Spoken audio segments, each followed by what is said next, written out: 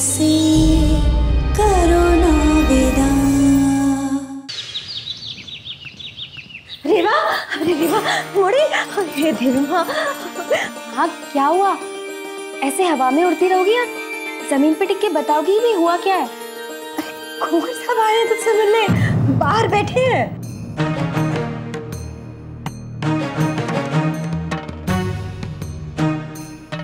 कुंवर साहब मुझसे मिलने?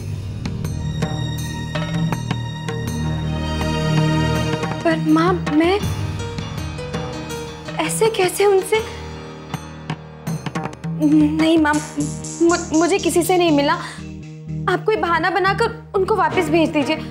मुझे नहीं मिलना किसी से। अरे मुड़ी, खुशी खुद चलकर तेरे माथे पे टीका लगाने आई है रे, और तू लजा के मना कर रही है। तेरे होने वाले पति है, उनसे लाज कैसे रे? चल आजा, तैयार हो जा। देख मुड़ी, तू उनसे ना मिली और साहब ने इसे अपना अपमान समझा तो बनी बनाई बात बिगड़ जाएगी रे। चल आजा, आ।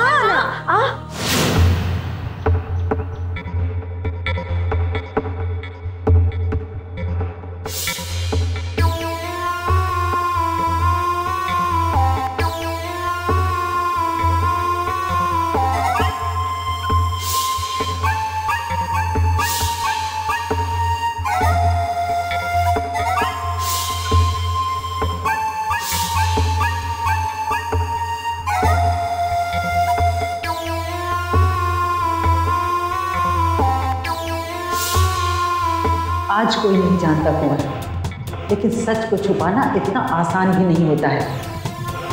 हम आपको बता चुके हैं ना कि उस लड़की के साथ जो भी हुआ वो हमने किया है, ये कोई नहीं जानता है।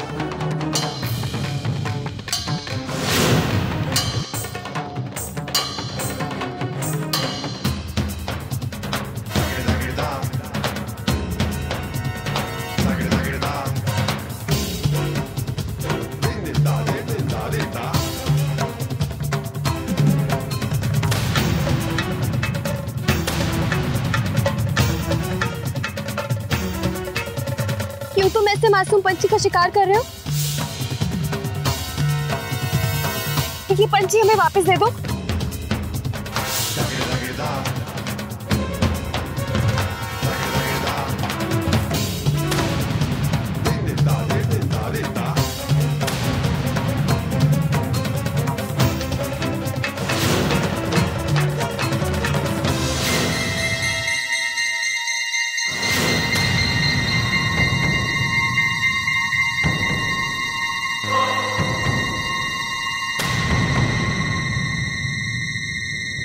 अरे वाह, ये लड़की तो हमें पहचानी नहीं।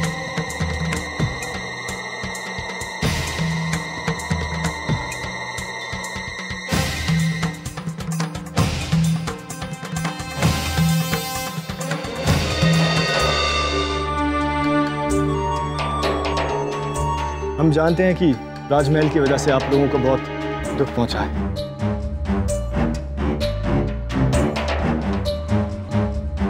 हम कितने ही वादे करें, कितनी ही कोशिशें करें, लेकिन उसके बाद भी हम आपका दुख कम नहीं कर सकते। फिर भी यहाँ हम आए हैं इस उम्मीद के साथ कि आप हमें एक मौका देंगे दुख को सुख में बदलने का। हम नहीं चाहते कि आप ये शादी सिर्फ इसलिए करें क्योंकि ये पंचायत और बड़ों का फैसला है, बल्कि मैं चाहता हूँ कि ये शादी तभी हो जब आपका मन पुरानी सारी बातों को भुलाकर हमें पूरी तरह से अपनाने को तैयार हो।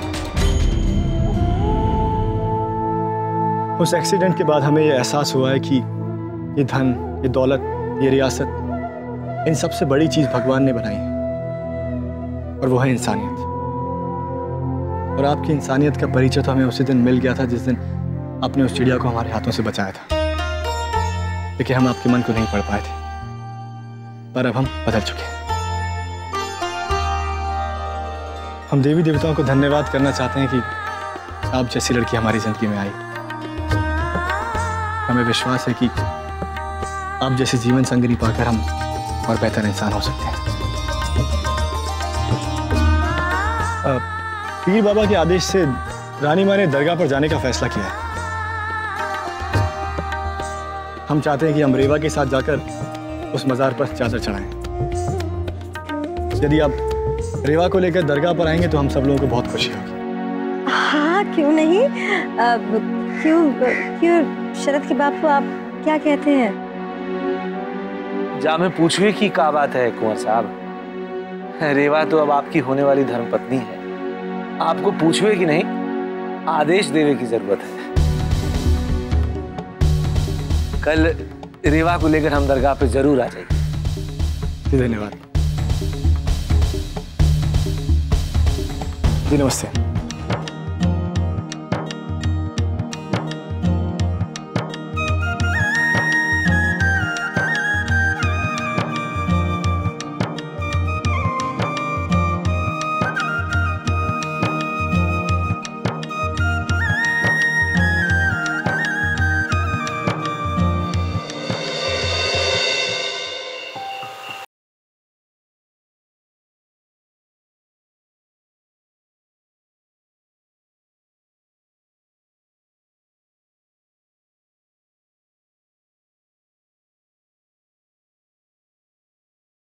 हाँ, की हमने जबरदस्ती इसके साथ। देखिए, उसके माँ बाप के मुंह पे 2-3 नोटों की गड्डी है। उसके बाद वो मौड़ी या उसका बाप इस राजमहल की तरफ आंख उठाकर देखे तो हमसे कहना, एक बात याद रहे, हमारी रगों में भी राजसी खून बह रहा है। मैं वही करूंगा जो मेरा मन चाहेगा। मैं क्षमा कर दीजिए।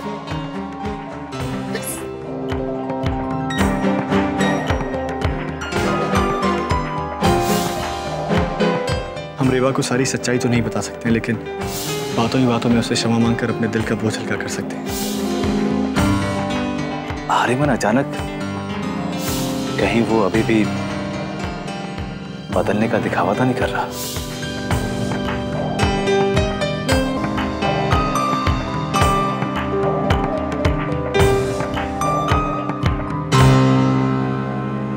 कुंवर वापस आ गए?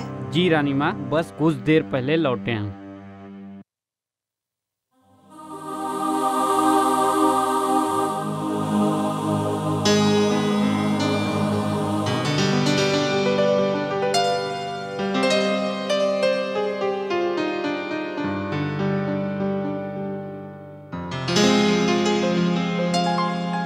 रानी माँ, हम आपसे क्षमा चाहते हैं।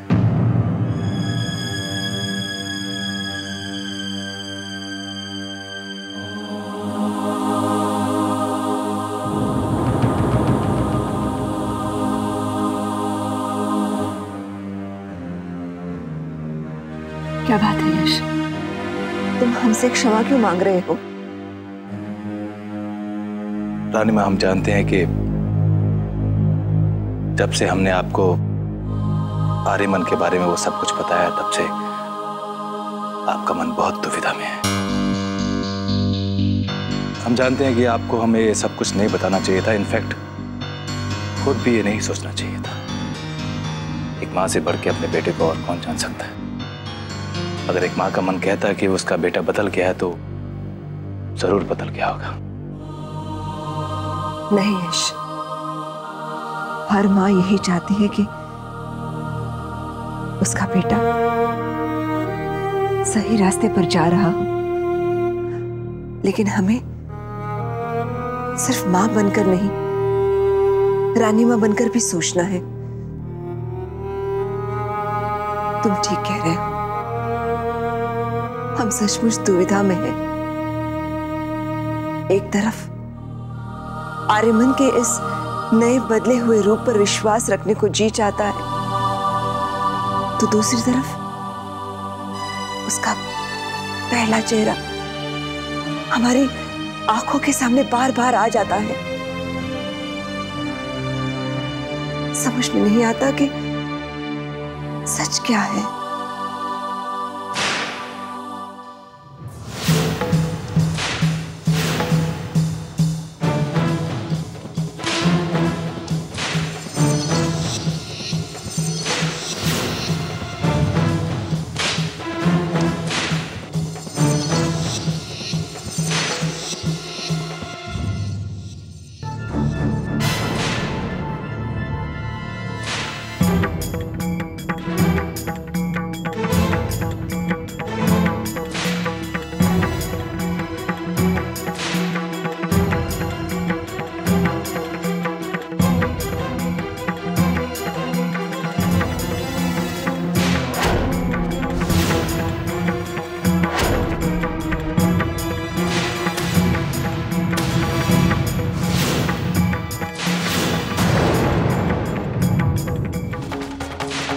रुको रुको रुको रुको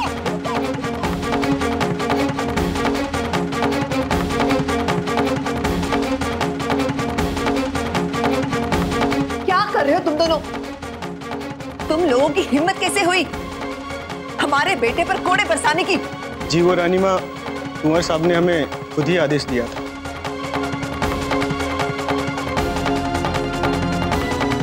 वो कहेगा तो तुम लोग उसकी जान ले लोगे? आप यहाँ से जाइए रानी माँ, हमें इनका काम करने दीजिए। मारो तुम। रुक जाओ।